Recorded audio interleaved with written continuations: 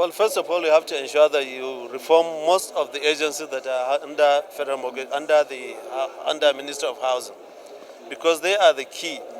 Ministry of Housing should provide the policy, while the other agencies should conduct and then construct the houses. That's what it's supposed to be. Ministry of Housing doesn't have that. They are not meant to construct the houses themselves, but they should empower other agencies that are under that ministry in order to perform optimally.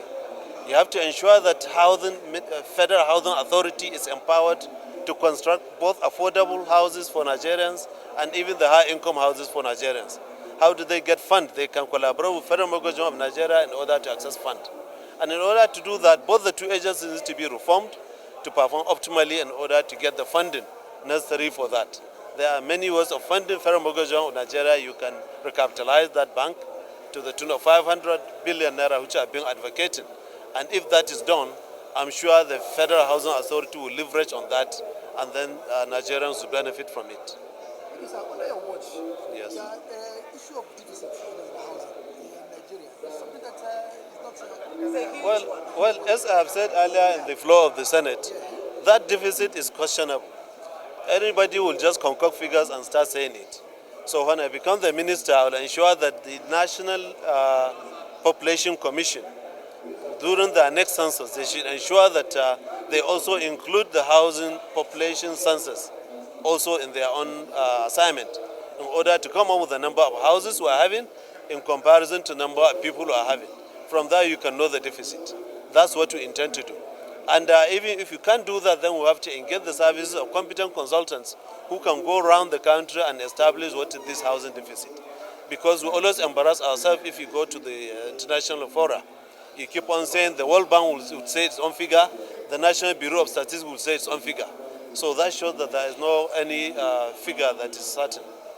In order to build houses for the masses, would you also like to explore other means? Like some people would say burnt bricks are cheaper, cement blocks are more expensive. Would you come up with something that would make it so easy and affordable for governments to provide housing for them? Mostly, if you think burnt bricks is cheaper, then you are wrong.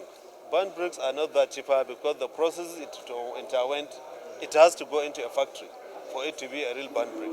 So isn't that cheaper? And you can't get it anywhere. But the normal conventional way of construction is what is needed.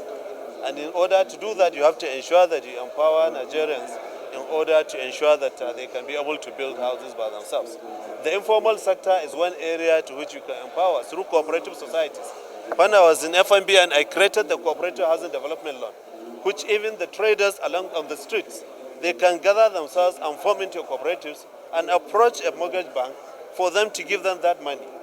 This current administration is leveraging 1 trillion naira, which is 20% of the cash reserve fund in the CBN. They are going to leverage on that, and Nigerians will benefit from that from a single-digit mortgage, 20 to 30-year period. Thank you so much.